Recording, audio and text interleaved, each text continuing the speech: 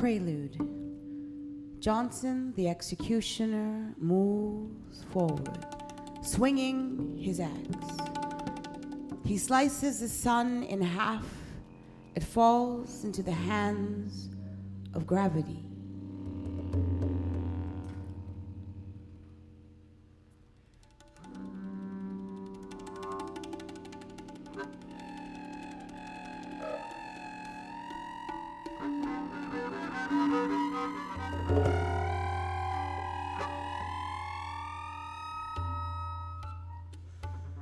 Chapter 1, the structure of he.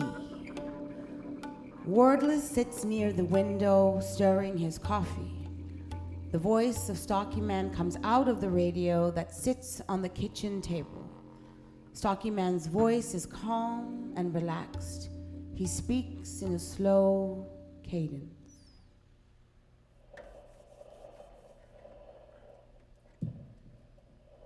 Human landscape that is distant from any reality in the universe. A place called Earth. I will refer to Earth in this discussion as he. Since this world, known as the planet Earth, is for the most part ruled, dominated, and being destroyed by he. He is not just anyone. He is someone you may know intimately. He might be white, black, or yellow. He might be red, brown, purple, or green. He might be your next door neighbor. He might even be you. He is easy to spot because his mask is invisible. He has no value system. He is selfish with myopic vision.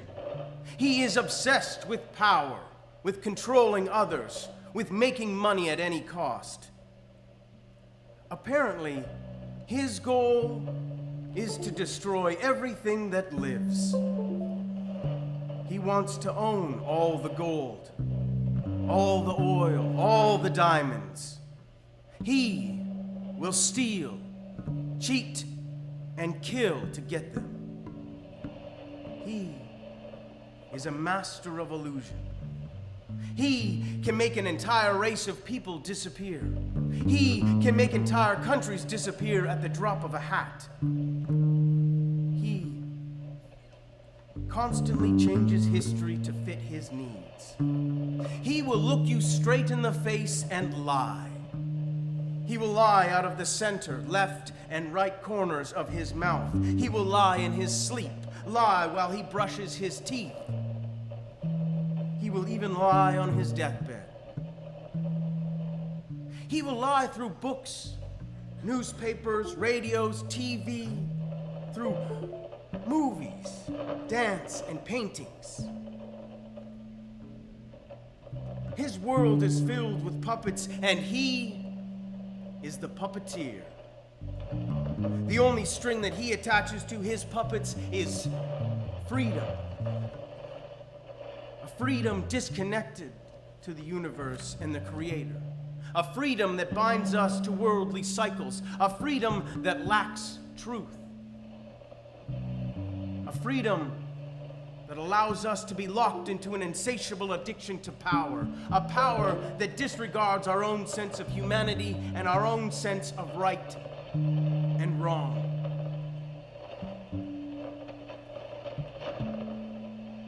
How do we come back? We cannot go back. We have gone too far in the wrong direction. Where is salvation? There must be a way out.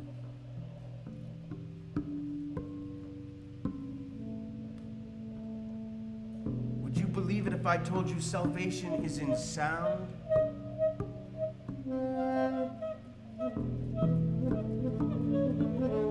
And also the sound between the sounds? Would you believe it if I told you salvation is in the unplayed sound? What we might call silence? Sound leads us to tone, and tone takes us to the tone world. It is inside the tone world we find the key to survival.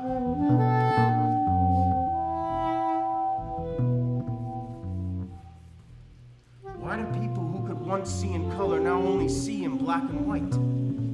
We were not born that way. Time is running out. The landlords of this planet will soon be evicted. We must get up from under their boots and find a way out. Life is priceless. We cannot put a price on life. We have been told life has no meaning. We have been told not to believe in spirits, not to have a vision. In fact, it is against the law to speak of such things. One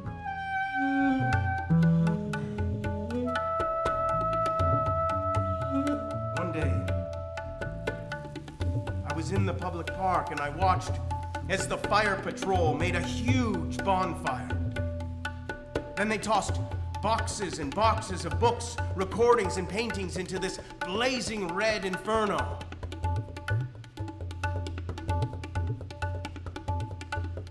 Flames were quite sad. So sad they cried themselves out. I reached to the ground and I picked up this recording that had somehow been saved. I was curious to see why these people had gone to such lengths to destroy this music. The record was called Music of the Shadow World.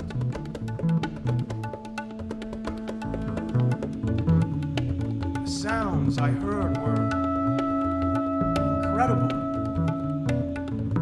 I felt that everyone in the world should hear such music. Why was this music banned? Why didn't they want us to feel?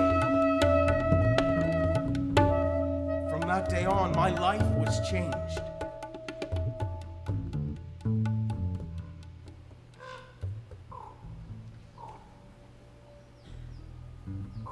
One night, through a dream, I was instructed to enter the spruce forest that surrounded the upper Blue Valley. It was there that I was visited by the gatekeeper of the tone world. Out of nowhere, I went deaf. First to my left ear, then in my right. I was immediately able to hear in a different way. I had stepped into another plane of existence. Sound in this universe was touchable. It possessed a salty taste, much like the sea. This sound would blush and take the form of an eagle, then turn into a peeling waterfall, then back into an eagle. It was amazing.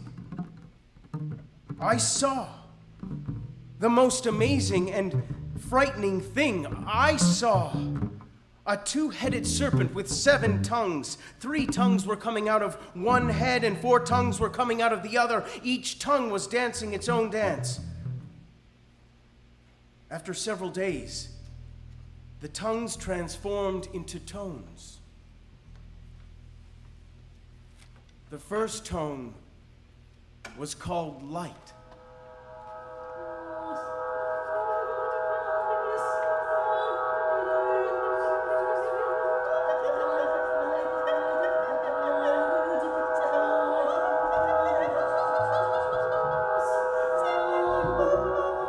This tone enabled the blind to see.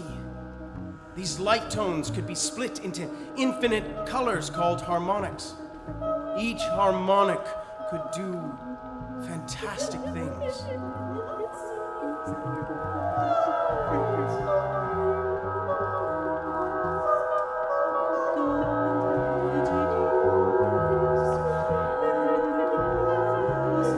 The second tones were called water tones.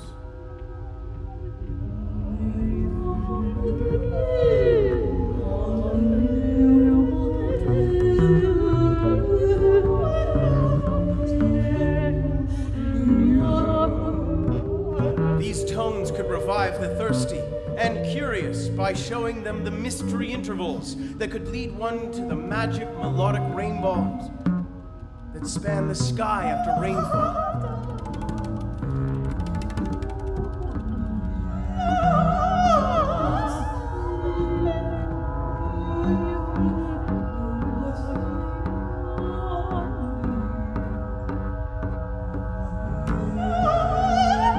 The third series of tones were the Balmic tones.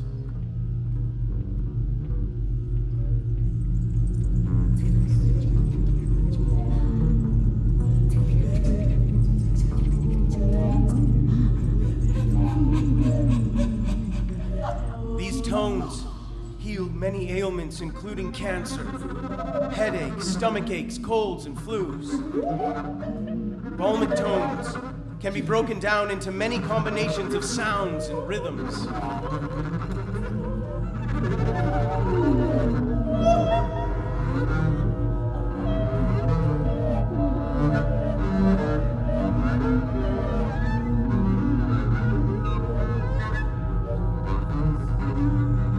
The fourth series of tones were the air tones.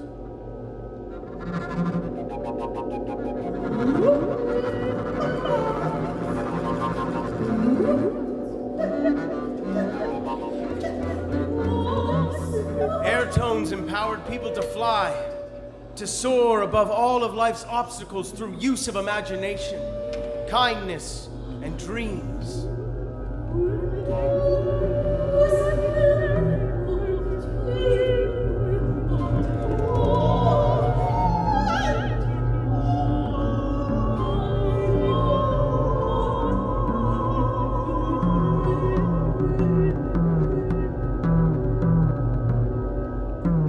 The fifth series of tones were called earth tones.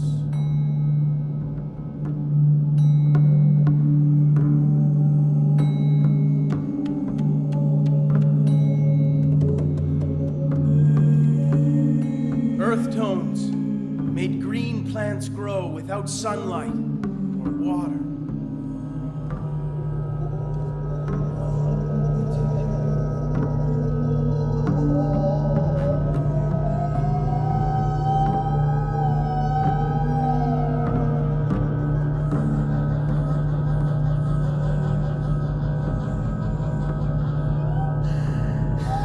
The sixth series were the tones of fire.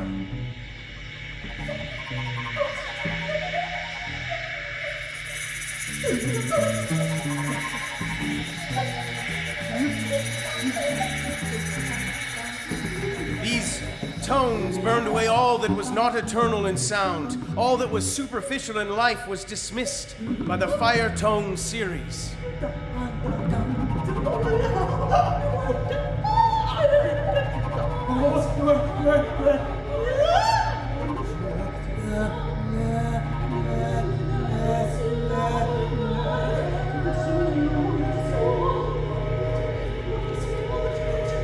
The seventh tongue turned into the seventh tones that were the bell tones.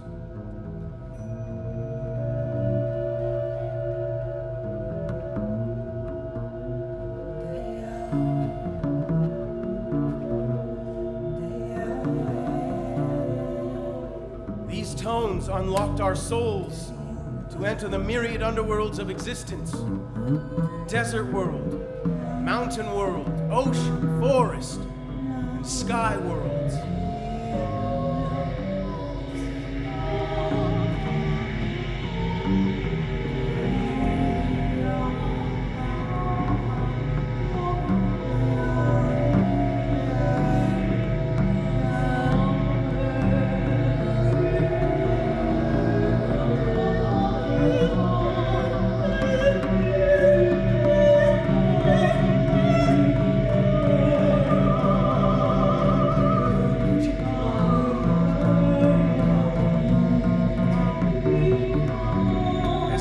Listened and experienced more and more sound.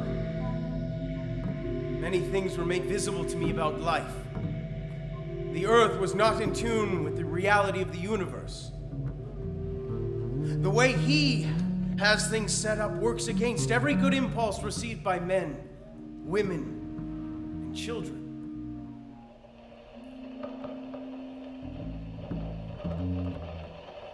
It is believing deeply in the unbelievable, simply because the believable has failed us terribly.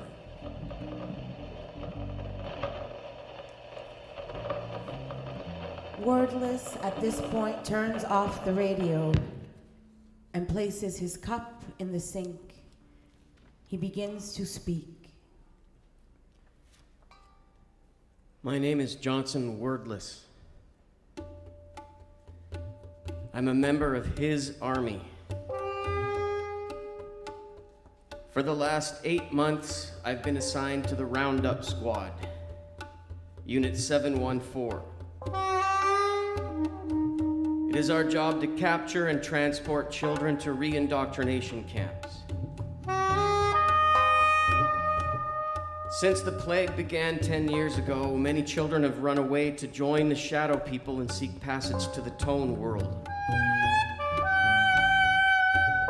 We feel these children have lost their sense of loyalty and must be redirected back into the system. Article 140A of the Army Handbook says, and I quote, "All armed forces personnel are not allowed to have any literature that in any way entertains the notion of the tone world. There is no tone world.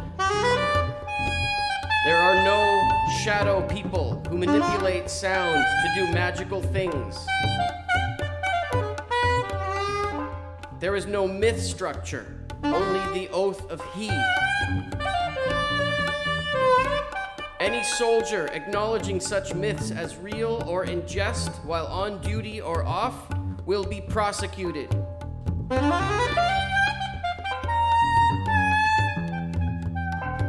It's against the law to speak of such things.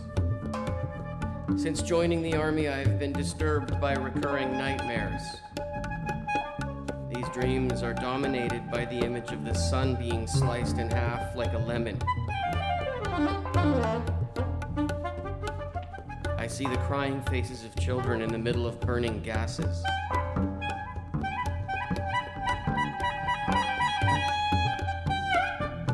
There's no dirtier work than being a soldier. It's particularly painful for me because I hate what I do, yet I do it. Originally, I thought we would just round up children and bring them back to their parents.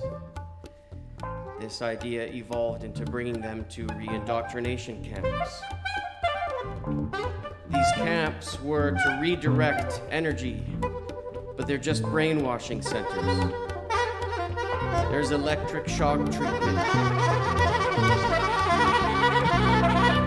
There's a drug that puts them in a catatonic state, taking away all spirit and their will to think.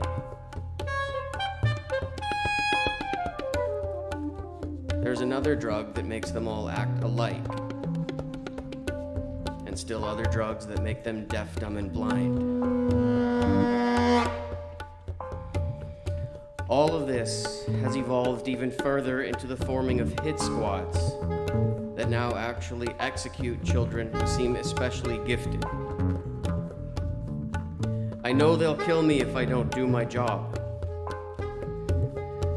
How I wish I didn't feel the pain connected with conscience. Yet I thank God that I can still feel. How I wish I could be strong enough to escape. Strong enough to fight back. Strong enough to die for what is right. Every day I look for a sign, a ray of light. When I was a child, I remember reading science fiction books about a future time when books would be burned and curiosity could literally kill you. I never dreamed these things would come true in my lifetime, or that I would be an active participant. I am just happy to remember the image of feeling.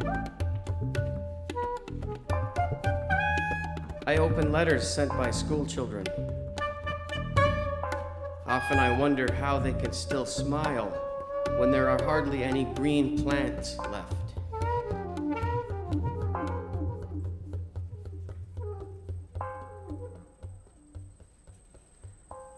One day I was on patrol. The skyline is yellow. A child sits in the snow collecting roses. I thought I was trapped in the deep south around 1921. Of course, I would later realize this was not so. Raspy Voice was hired by the Army to be a sound scout. He was an ex-singer. His job was to measure sound vibrations. Any sounds vibrating at an ultra-high rate had to be investigated. It was against the law to play non-commercial music. Raspy Voice had been imprisoned at one point in his life for playing cosmic music. His vocal cords were damaged during a torture session, leaving him with a distinct growl in his speech. He eventually agreed to give information about the shadow people in exchange for his life. When I look at his eyes, I see signs of a broken heart. He was constantly in a bad mood, but on top of all of this, he would chain smoke cigarette after cigarette from the time he awoke until the time he went to bed. Still, it was Raspy Voice who'd come closest to the tone world. He did not take any of it for granted. The fact that roses grew out of piles of snow meant that we were near a sonic passage. I wandered downward toward the lower rim of the Orange Valley. We descended upon a village. I started to become ill. My stomach had a bad reaction to army food. I waited for sunrise. Raspy Voice sat on the hood of his Jeep. The wind approached him. He runs down the street, flapping his arms like a bird. The sky is green with purple clouds. We reach the village. The eyes move slowly up and down the street. There's a bakery, a church, and a shoe store. I knock on the door of the church. There's no answer. I wait and I knock again. There's no answer. I'm left alone on the corner. I cross the street. I look through the window of a funeral parlor and see myself in a coffin. A man wearing dark glasses waves his arm, signaling me to come inside. I walk into the parlor. The man introduces himself. My name is Sadness. I own 3/4 of the world. Let me tell you a story. There was a man sitting by a lake, watching the other men fish. He watched from morning till late afternoon. One day, their bodies turned into a train.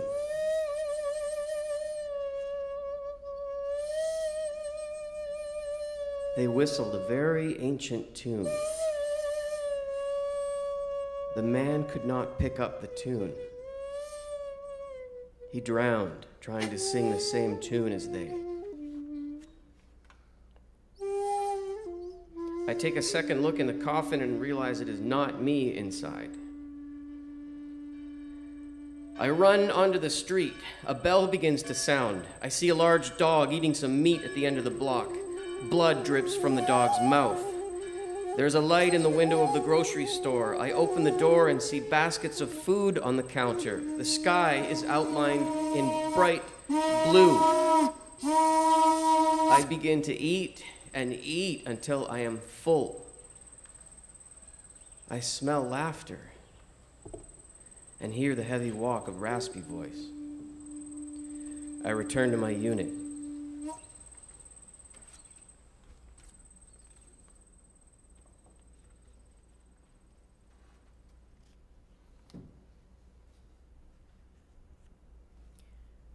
Chapter 2, Sky Poet.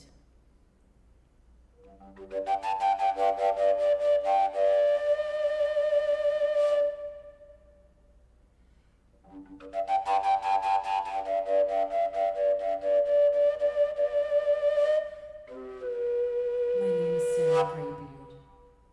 I was born near the desert country in the low mountains. I come from a family of sky poets. That is, we interpret cloud patterns. We strongly believe the sky is a living communicator to the people. All nature is teaching us how to live.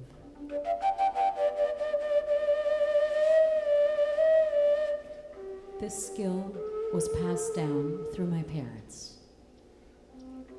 Many people believe sky poetry is a useless, esoteric indulgence. Sky poets believe clouds are God's paint and the sky is the canvas. I was often left in grassy fields to look up at the sky. Each cloud makes a picture poem. My father would ask, "What did you see? Did you catch the stories?" The story was always the same. It had to do with something beautiful. It was the song the grass sung. It was about feeling, about horizons, and hope. Our motto in life was, "Beauty inspires something beautiful." My father's name was Lester Greybeard. My mother's maiden name was Clark. Mother was a cloth maker. She would hand weave and dye cotton, make shirts, dresses, and tablecloths, which she would sell in the markets.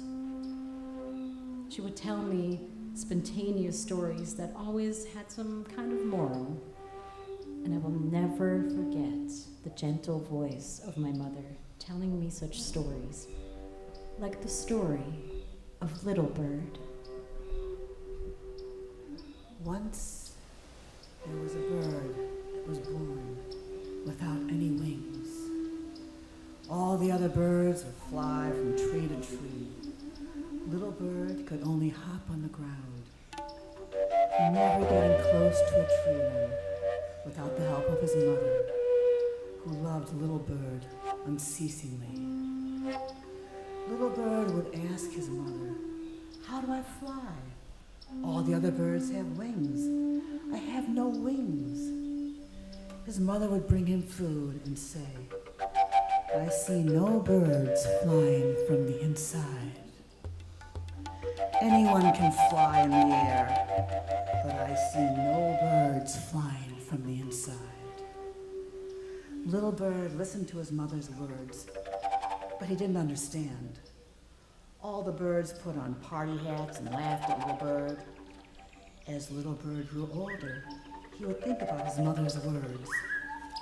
Fly from the inside out. One morning, the birds were singing. Little Bird had been practicing his singing and decided to join in. Out of nowhere, from the bottom of the tree, Little Bird began to sing. And something so very beautiful began to happen. Little Bird's tone was brighter, his phrasing clearer and stronger than all the other birds. The song elevated and rose up to the clouds, with Little Bird's voice in the lead. Little Bird began to fly from the inside. The singing went well into the afternoon. Afterwards, all the birds laughed together, and Little Bird understood his mother's words.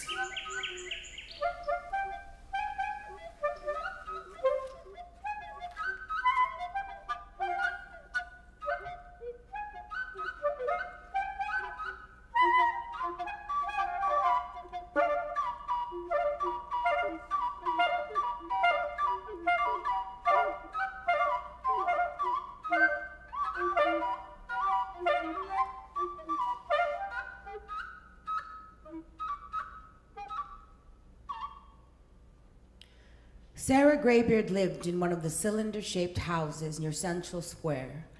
These buildings were constructed from red brick. They resemble huge chimney stacks.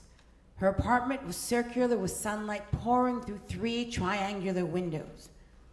Outside, Central Square is crowded with all kinds of people.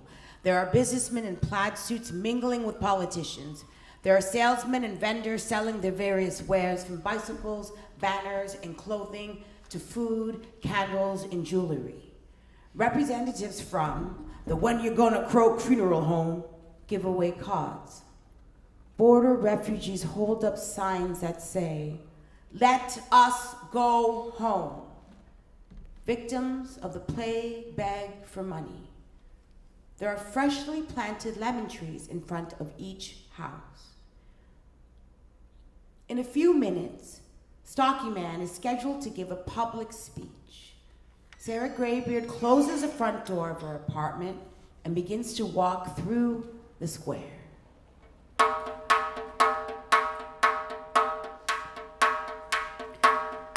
The speaking stage stands underneath a huge oak tree. A microphone with 2 large speakers has been set up. The raspy voice enters from the opposite end with a unit of soldiers, including Wordless. Down the middle of the square, walking cautiously but with speed, is Stockyman. He sifts through the crowd, making his way towards the stage.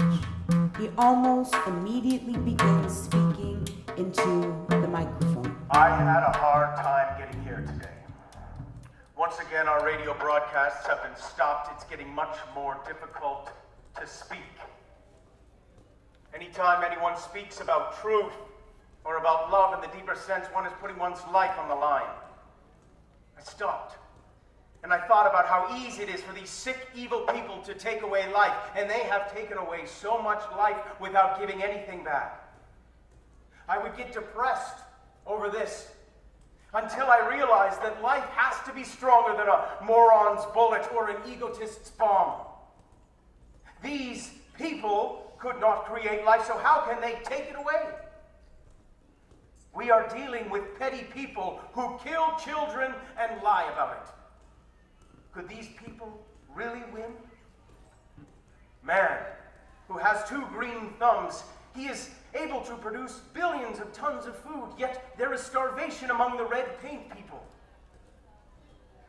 He has all the riches one could imagine. Homes, cars, work-saving inventions, machines that allow him to soar through space.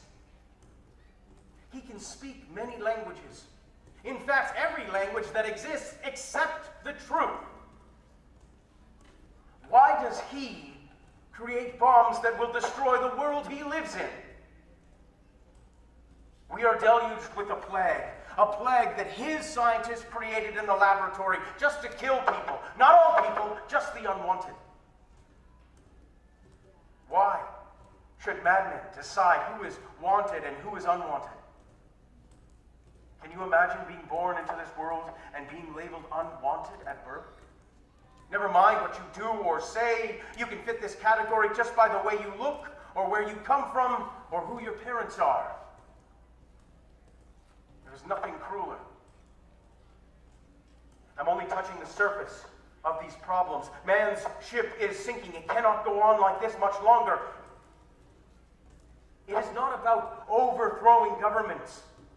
It's about overthrowing ourselves from the inside out. His ship is sinking. Get off now. Listen, be on the watch. Look at the signs. It's time to feel, to give, to forgive. I look at the earth, at all the wonderful things that exist. Mountains that kiss the clouds. Trees that never let us down, not ever. And believe it or not, there are many, many beautiful people whom I believe agree with me. All of these things do not exist in vain. The beauty of one leaf eclipses everything a madman could ever do to negate life. In order to survive, we must forget about the old way of thinking. We cannot win over bullets. We're too fragile. We must know it's not even about winning and losing, living or dying. It is about being, about going inside to the spirit world. We may enter the spirit world through sound, through music, as it manifests itself as sound. The people of death They don't believe in anything other than war, hate, and greed. They see nothing, they believe in nothing, their world is fading. The tone world has no food shortage, no prisons, no crime, no rent to pay, no ozone layer problems, no hate, greed, or selfishness. The tone world is the real world. The crowd is speechless.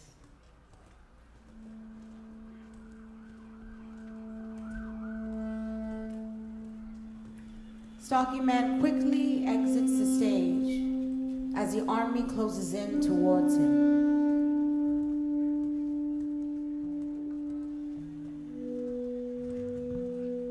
Sarah Graybeard tries to follow Stockyman, but cannot get past the soldiers who are blocking the area.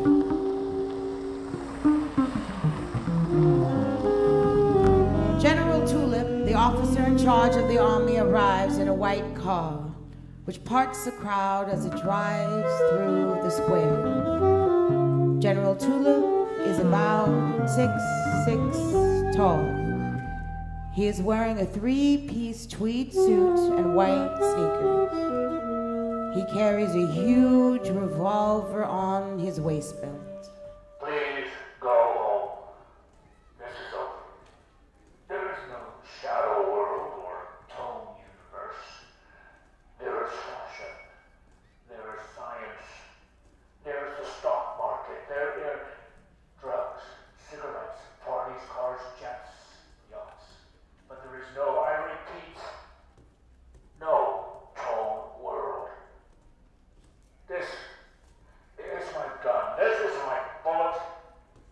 This is not art, it is purpose. It is against the law to even imagine a world without death. Stockyman will be caught, arrested, and imprisoned. That is all. This is the end of it.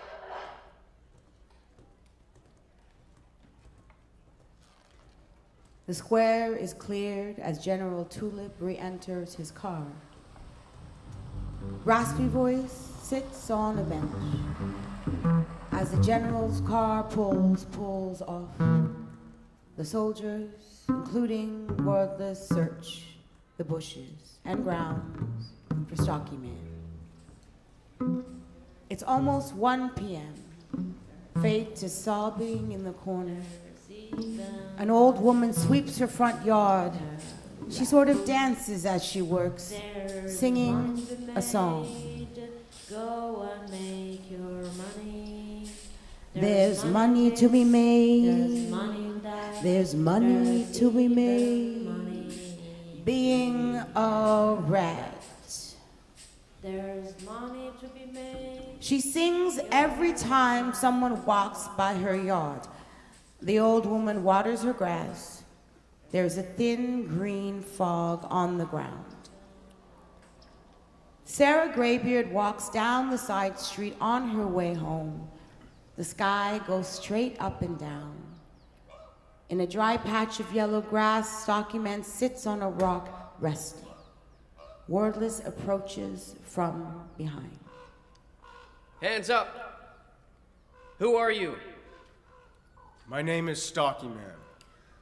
Stockyman turns towards Wordless and begins to speak. Why is General Tulip so cold and heartless? A man who has the same name as a flower. I listened to what you said today. You spoke about forgiving one another. When you say time is running out, are you talking about your time or all time? Stockyman looks at Wordless, somewhat frightened. I've got to go now. Stockyman slips into the thicker bushes. Wordless sits on the rock with his head down.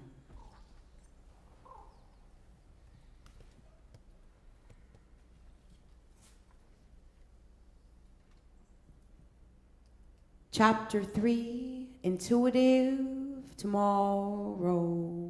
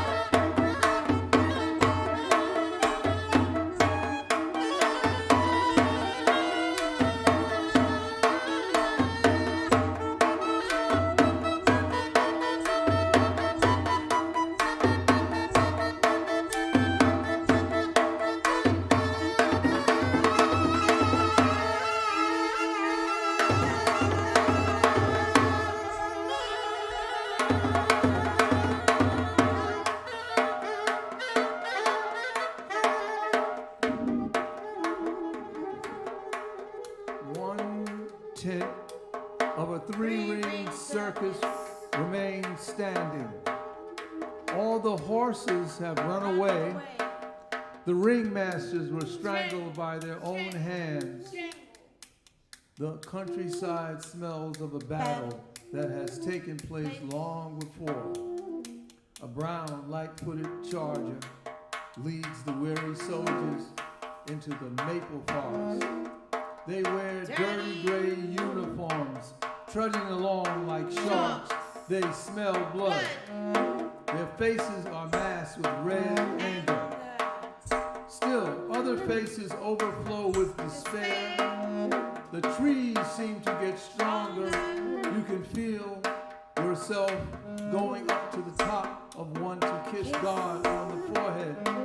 This is the setting outside.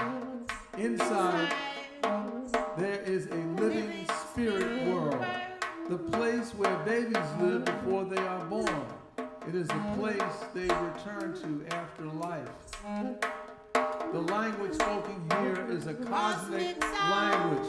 The language spoken here is a cosmic language. A word is a sound.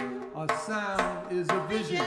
A word is a sound. A sound is a vision. The center of the universe is the periphery. Sometimes for a half second, we can see a blur that contains all the stories. If we look inside while producing sound vibrations, we can see the horizon. There are thousands upon thousands of orchestras in the tone world. There are thousands upon thousands of orchestras in the tone world. There is an orchestra of raindrops and one made out of snowflakes. There is an orchestra made out of all kinds of light. There are tunnels that lead to the color world and the trance world, where continuous silence and continuous sound exist at the same time. There is an orchestra of dolphins and whales. There really are no names and no categories. It is about the one big shape and the trillion little shapes that make up the shapeless, timeless space. The naked eye cannot see the melody or harmony that is present. It is constantly speaking about the intuitive tomorrow.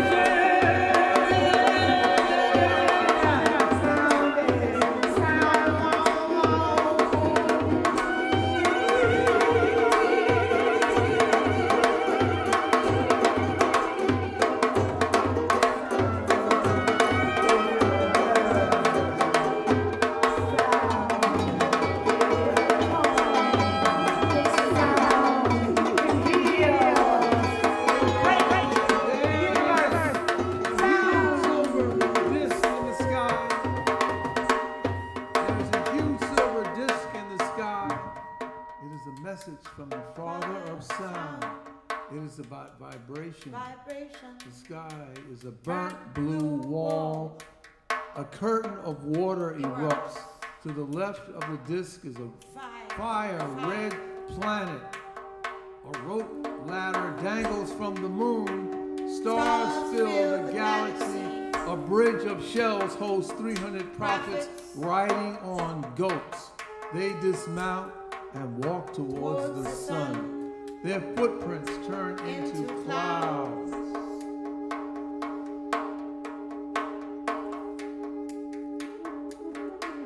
Someone is knocking on the yellow birth door. On the no birth door. The doorman is both male and female. A bluish purple flame spirals and laces. The embryo still in the womb. Now droplets of stone pour from the opening at the top of the world. The story is in the strong music the thunder drummers produce. I'm a whole wheat dumpling sauteed in blood.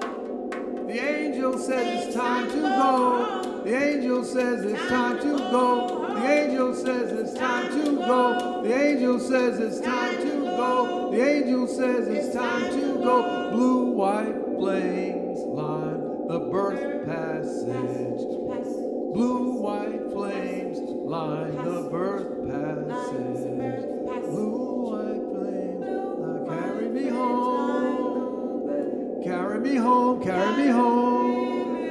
Carry me home, carry me home. Carry me home, carry me home. Carry me home. Carry me home, carry me home. Carry me home, carry me home. Carry me home. I see no color, I feel nothing. Grains of sand turn into ants. Why do I leave my eternity to be with you? A bolt of lightning stretches across the vast darkness. The sun resounds like a huge gong. The wind whistles through the holes in the sky. Trees are strung with sinew. The earth is a sound box of 6 million birds singing 6 million tones simultaneously. Spirit tone mounds float in lava. Ice castles melt, forming huge lakes. The seas of oceans, water tones begin. Sing. The thunder drummers take 2 steps forward and spin. And spin. And spin. And spin. And spin. And spin. The earth opens up and swallows the sound. The earth opens up and swallows the sound. Tear tones slide down the bamboo stick, also known as flute. Silver peacocks place their hands on the unwashed altars in the rice field. Bell tones are sounded. The house of the Creator is the body. The altar is the heart. It is also the Creator's drum. Rhythm is the life force, the vibration of temples, the green mountain, the worm digging in the soil. Children collapse in the bushes.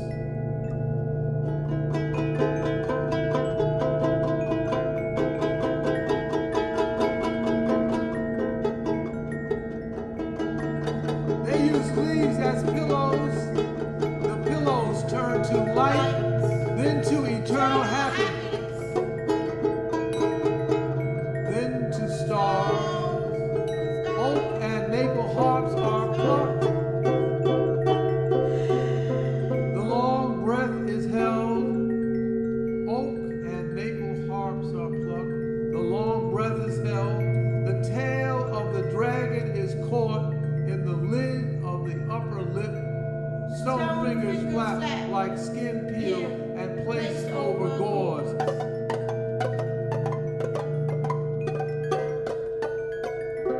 Branches tremble from the corner of the eye. Shadows sparkle in the golden wetness of visual, touchable dreams on.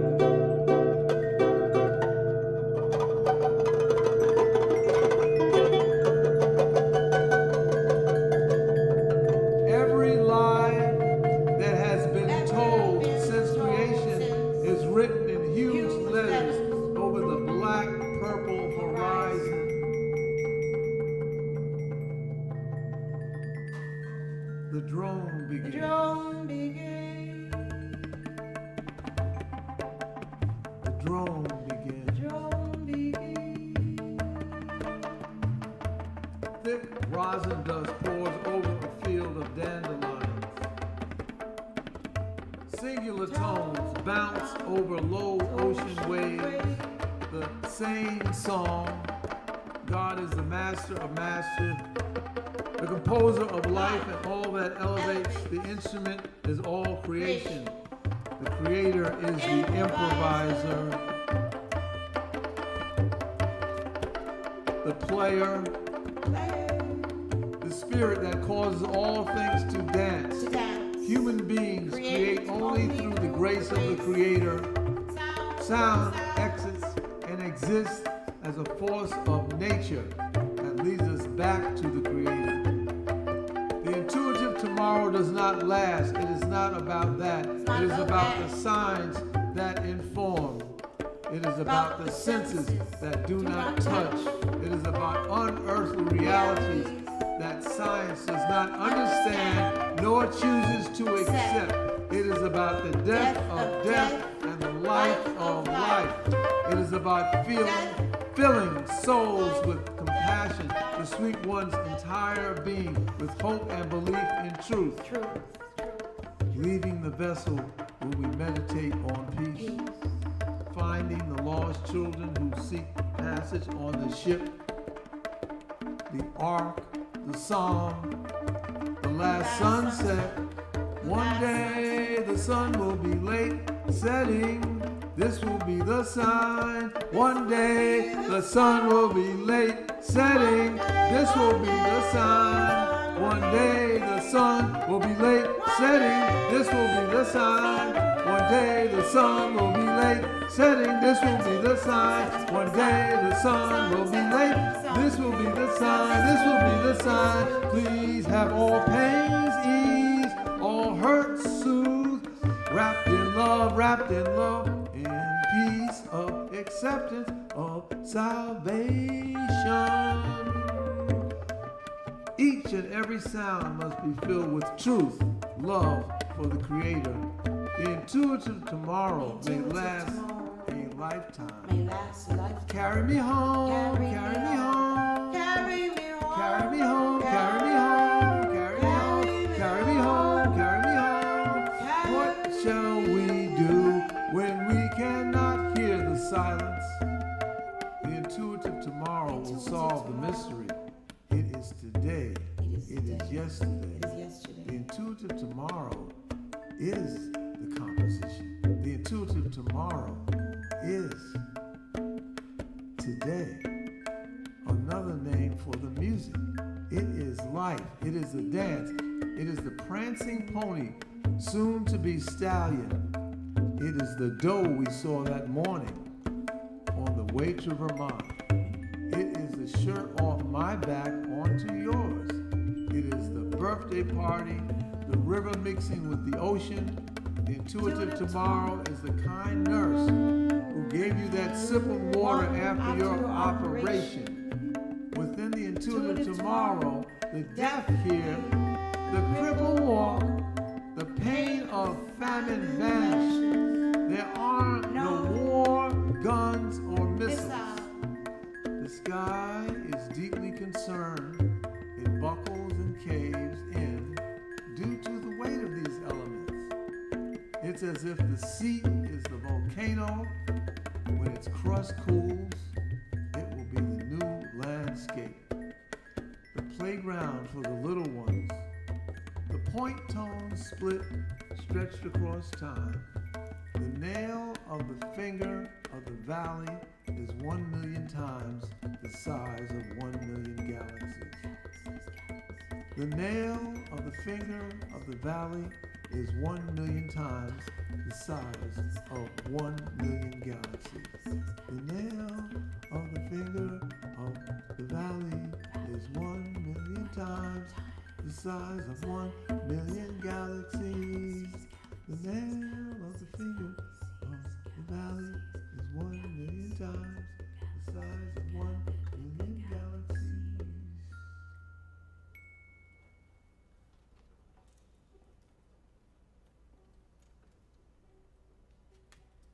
Chapter 4, The Yellow Bus. Raspy voice seems tired. He and his unit have been searching the forest for 10 days, looking for the entrance to the tone world. He seems to know the search is fruitless and leans back towards a spruce tree. He sees a fox in the bushes. It dashes off. The other soldiers, exhausted, warily follow the path laid out by Raspy Voice. A yellow bus is parked in a clearing. Raspy Voice speaks softly with his vocal growl. Everyone back to the bus. We're finished. He then walks towards the forest. Wait here. I'll be right back. Raspy Voice left at about 3 p.m. The bus waited until 10 p.m. for him to return. He didn't show up. There were no signs, not even a footprint. They looked again the next day, and again the next. After several weeks, Raspy Voice was labeled missing in action. He was never found.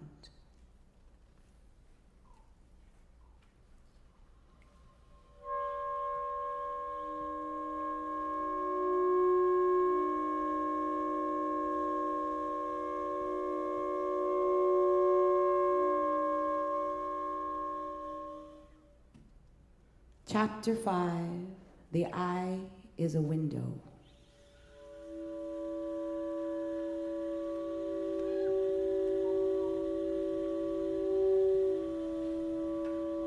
To the left is a highway. Cars move quickly over this road. A large field of grass is on the right side of the highway. A beautiful farmhouse runs parallel to my left eye. 180 yards in front of this is a flower market where Sarah Graybeard picks out flowers to be freshly cut. 100 yards in back of the farmhouse is the actual farm, which is made up of rows and rows and rows and rows of corn. A small man watches the fields. In the back of these fields are white houses with fences around them. To the far, far right are the train tracks. From time to time, a train passes by. Wordless sits on a bench waiting for such a train.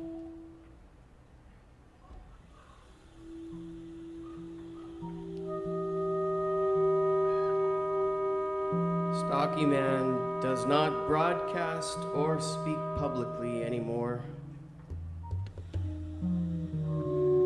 In fact, he's not been seen or heard from in months. I have just about lost it.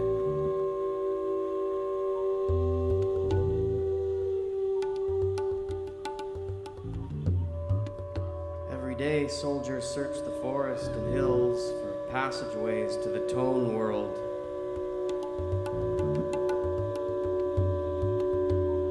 And every day they find nothing.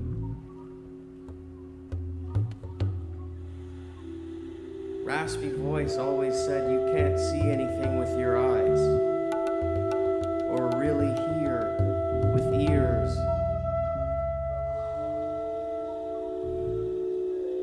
Few people understood this concept. I think Raspy Voice and Stockyman had come to the same conclusion. It's not about the literal. It's about the intuitive. about the way the sky opens up to let sunlight through, and how these waves of light are lifelines thrown to us each day by God.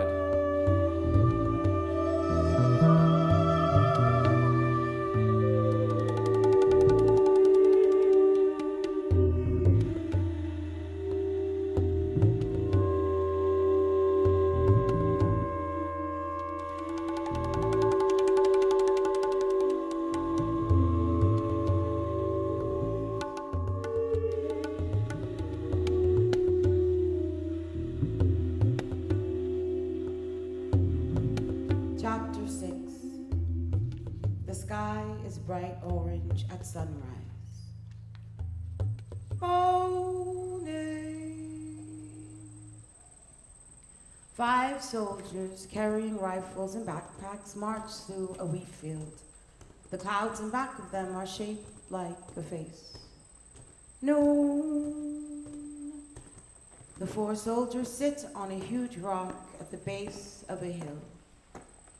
The 5th soldier paces back and forth, back and forth.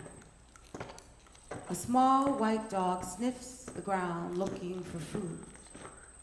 The soldiers move towards the dog. They surround him and club him with their rifles.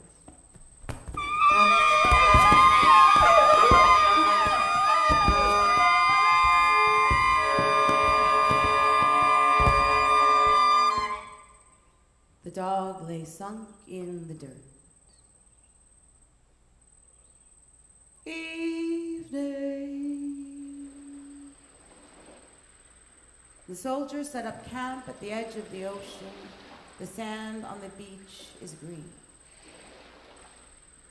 Morning, second day. A blue pickup truck driven by a woman wearing a hat with a feather in it pulls into the campsite. A man dressed as a circus clown sits in the back of the truck with 4 children. They are watching cartoons on a portable television set. The children are helped off the truck. They are told to stand with their backs to the ocean. Some of the children seem to be distracted by the smell and sound of the water, as if they had never seen or heard it before. They had been promised a day at the beach. Their faces are filled with joy. The soldiers raise their rifles and fire. The children fall. The children fall. The children fall. The woman sits in the truck reading a newspaper. The bodies of the children are put in sacks and tossed into the ocean. The truck pulls off. Morning. The 3rd day. The sky is bright orange at sunrise. The soldiers continue to march. The woman driving the blue pickup truck stops at a fuel station. She gets out and pumps some gas. She gets back inside and drives down the road. Looking into the rear view mirror, she sees the faint image of 4 children playing with a white dog. Later, she writes in her journal, "I am deeply concerned with the reality of resurrection. I am deeply concerned with the reality of resurrection. These shadow people may indeed exist."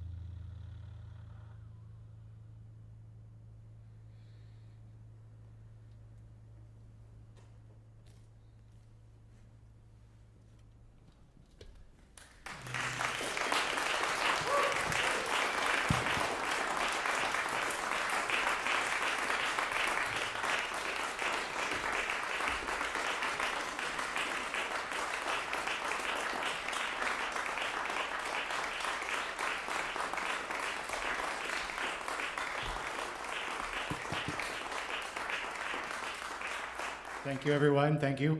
I just want to quickly introduce everybody from right to left. Louisa Moore, Ellen Christie, narrator Rosina Kazai. Kazi. I'm so sorry. I knew I was going to do that. Mike Rinaldi as Johnson Wordless. Trent Party as Stockyman.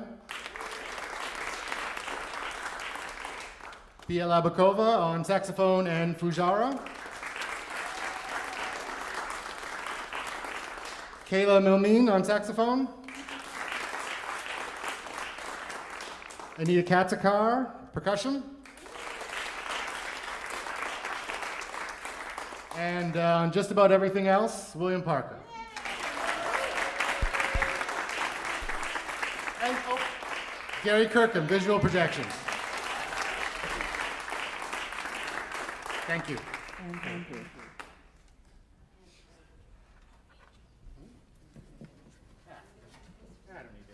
We'd like a moment to thank Andrew, the producer of this whole project.